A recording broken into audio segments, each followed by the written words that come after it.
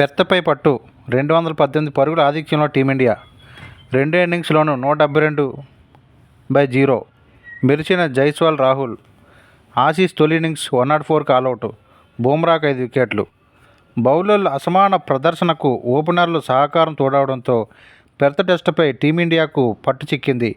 తొలి రోజు పేస్కు స్వర్గధామంగా కనిపించిన పిచ్పై రెండో రోజు భారత ఓపెనర్లు చక్కని సంయమనంతో బ్యాటింగ్ చేశారు. ఫలితంగా ఆస్ట్రేలియా బౌలర్లు ఒత్తిడిలో కూరుకుపోగా జైస్వాల్, రాహుల్ అర్ధశతకాలతో అజేయంగా నిలిచారు. అంతకుముందు మన పేసర్ల ధాటికి ఆస్ట్రేలియా 104 పరుగులకే ఆలౌట్ కావడంతో టీమిండియాకు తొలి ఇన్నింగ్స్లో ఆధిక్యం లభించింది. ఓవరాల్గా 218 పరుగుల ఆధిక్యంలో ఉన్న భారత్ మూడో రోజు అదే జోరు కొనసాగిస్తే బోర్డర్ గవాస్కర్ ట్రోఫీలో బోర్ని కొట్టడం ఖాయం. ఎక్కడ పోగొట్టుకున్నామో అక్కడే వెతుక్కోవాలి అని చందనంగా తొలి ఇన్నింగ్స్లో పేలవమైన సెలక్షన్స్తో విమర్శలు ఎదుర్కొన్న భారత ఆటగాళ్లు రెండో ఇన్నింగ్స్లో సాధికారికంగా ఆడడంతో ఆస్ట్రేలియాతో తొలి టెస్టులో టీమిండియా మెరుగైన స్థితిలో నిలిచింది. కంగారు పేసర్లు కఠిన పరీక్షకు భారత ఓపెనర్లు సమర్థవంతంగా ఎదురు నిలవడంతో పెర్త్ టెస్టులో బుమ్రా సేన పైచేయి దిశగా సాగుతుంది. ఓవర్నైట్ స్కోర్ 67/7లో శనివారం రెండో రోజు తొలి ఇన్నింగ్స్ కొనసాగించిన ఆస్ట్రేలియా చివరకు 51.2 ఓవర్లో 104 పరుగులతో ఆలౌట్ అయింది. దీంతో భారత్కు 46 పరుగుల కీలక తొలి ఇన్నింగ్స్ ఆధిక్యం లభించింది. మిచెల్ స్కోర్ 112 బంతుల్లో 26, 2 ఫోర్లు. టాప్ స్కోరర్గా నిలిచాడు.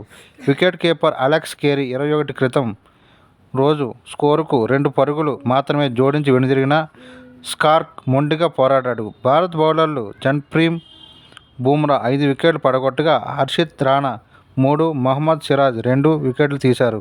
అనంతరం రెండో ఇన్నింగ్స్ ప్రారంభించిన టీమిండియా ఆట ముగిసే సమయానికి 57 ఓవర్లలో వికెట్ నష్టపోకుండా 172 పరుగులు చేసింది. యశస్వి జైస్వాల్ 193 బంతుల్లో 90 పరుగులు బ్యాటింగ్, 7 ఫోర్లు, 2 సిక్సర్లు సెంచరీకి చేరువగా తొలి ఇన్నింగ్స్లో సందేశాత్మక నిర్ణయానికి పెవిలియన్ చేరిన రాహుల్ 153 బంతుల్లో 62 బ్యాటింగ్, 4 ఫోర్లు, అర్ధశతకంతో ఆకట్టుకున్నారు. 7 బౌలర్లను మార్చి ప్రయత్నించిన ఆసీస్ ఈ జోడీని విడగొట్టలేకపోయింది. చేతిలో 10 వికెట్లున్న టీమిండియా ఓవరాల్గా 218 పరుగుల ఆధిక్యంలో ఉంది. తొలి రోజు 17 వికెట్లు కూలగా రెండో రోజు 3 వికెట్లు మాత్రమే లభించాయి. పిచ్ బ్యాటింగ్కు అనుకూలంగా మారకపోయినా భారత్ బ్యాటర్లు మూడో రోజు కూడా అదే జోరు కొనసాగిస్తే ఈ మ్యాచ్ భారత్కు భారీ ఆధిక్యం లభించనుంది.